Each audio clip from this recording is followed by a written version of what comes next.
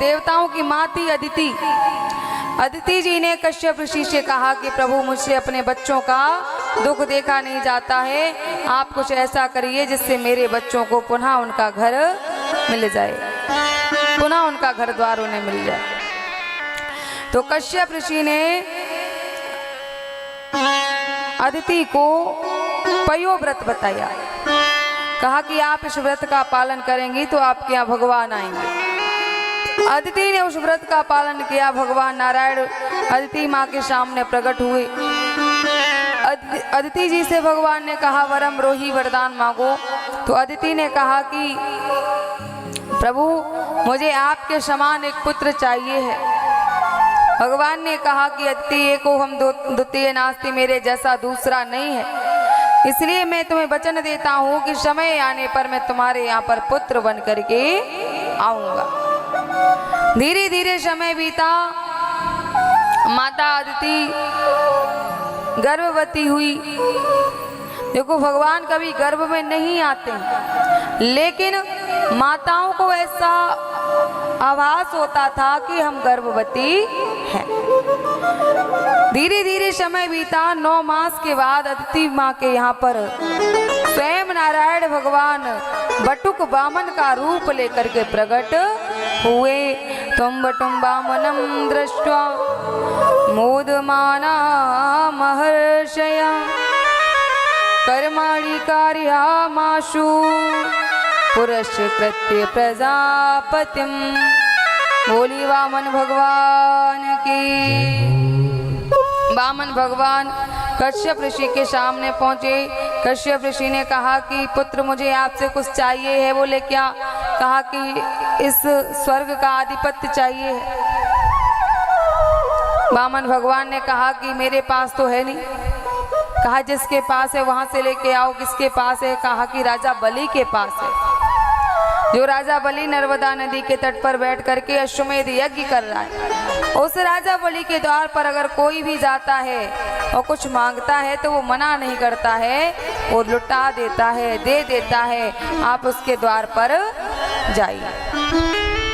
आज भगवान वामन अपने पिता की बात को रखते हुए वहां से आगे बड़े। स्वरूप कैसा है? ओ हरि वामन का भीष्मन, ओ हरि वामन का भीष्मनाए, हरि वामन,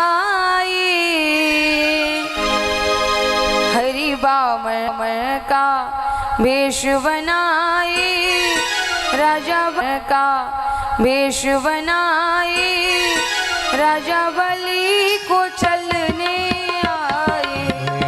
हरि वामन का भेष बनाए, राजा बलि को चलने आए।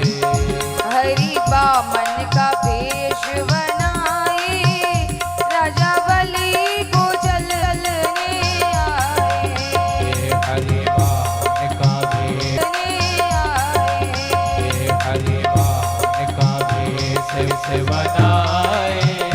भेष बनाए, राजा बलि को चलने आए। राजा बलि को चलने आए। का भेष बनाए, राजा बलि को चलने आए। ओ राजा बलि को चलने आए। राजा बलि को चलने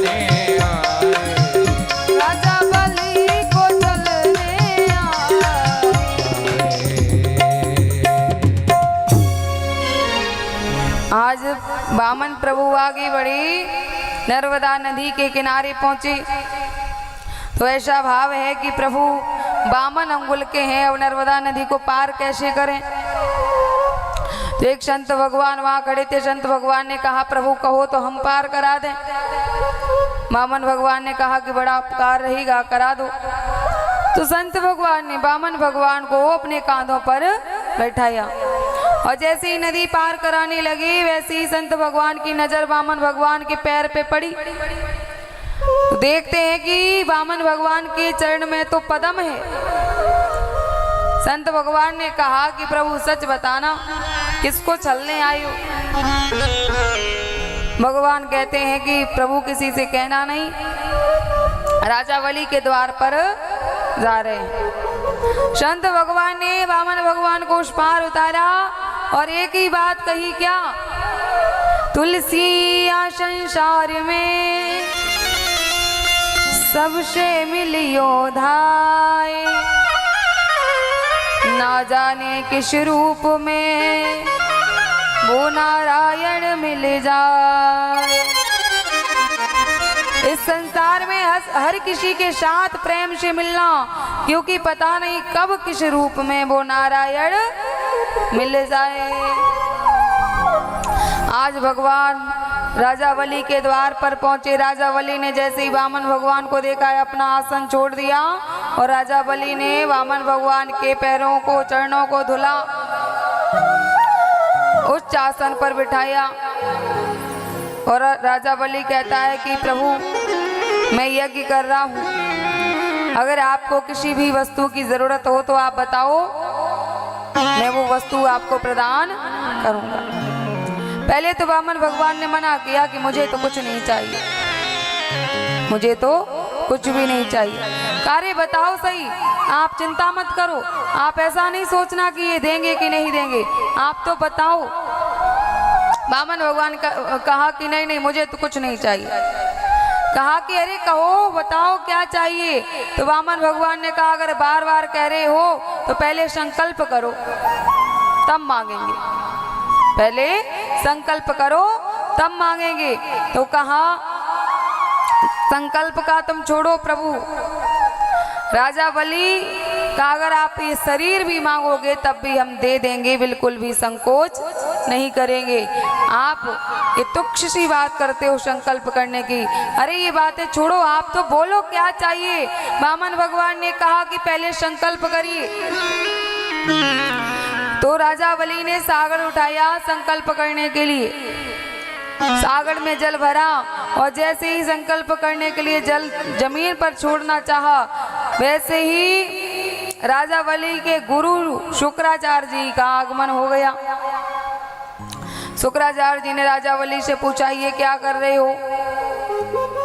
राजा बलि कहता है कि संकल्प। बोले किस बात का? कहा ये वामन संत भगवान पधारे हैं, ये कह रहे हैं कि जब आप संकल्प करोगे तभी हम आपसे कुछ मांगेंगे, इसलिए संकल्प करने जा रहे हैं। राजा बलि के कान में वामन भगवान शुक्राचार्य जी ने कहा कि आपको पता है ये कौन है? बोले हमको नहीं पता। अरे संत भगवान है। कहा कि संत भगवान नहीं है, ये वही छलिया हैं जिन्होंने हिरण्याक्ष हिरण्यकशिप को मारा है और ये तुमको भी चलने आए हैं, संकल्प मत करना। राजा बलि ने कहा कि गुरुजी, सबके गुरुजी कहते हैं कि दान करो, दान करो, संकल्प करो, दान करो, और आप कैसे गुरुजी हो जो मुझे रोक रहे हो? अरे मैं तो करूंगा। शुक्राचार्य जी समझ गए ये मानेगा नहीं, तो शुक्राचार्य जी सूक्ष्म रूप धारण किए और सागर की टोटी में बैठ गए। राजा बलि संकल्प करने को तैयार, लेकिन जल ना निकले। वामन भगवान समझ गए गुरुजी चाल चल रहे हैं। वामन भगवान ने कहा कि राजा बलि, मुझे लगता है कि आपकी सागर की टोटी में जंग आ गई है। वामन भगवान ने अपने आसन से कुशा को खींचा और उस टोटी पर चलाया। वैसे ही शुक्राचार्य जी की एक आंख फूट गई, एक आंख फूटी। अब शुक्राचार्य जी भागे और चिल्लाते हुए जा रहे हैं कि भैया कोई भी दान करे, दान धर्म कोई भी करे, कभी रोकना नहीं, उसका मनोबल बढ़ाना, उसका हौसला बढ़ाना कि तुम तो करने लायक हो, तुम्हें तो भगवान ने सब कुछ दिया है, अरे तुम तो इतना नहीं, तुम तो ज्यादा और करो। उसका मनोबल बढ़ाना, ना कि उसका मनोबल घटाना। राजा बलि ने संकल्प किया तो वामन भगवान कहते हैं कि राजा बलि पादानि त्रीण दैत्येन्द्र संविताम पदा मम, मुझे आपसे 3 पग पृथ्वी चाहिए। कितनी? 3 पग। राजा बलि ने कहा कि प्रभु आपके चक्कर में मेरे गुरुजी की एक आंख फूट गई और आप मांगे तो क्या मांगे? 3 पग पृथ्वी।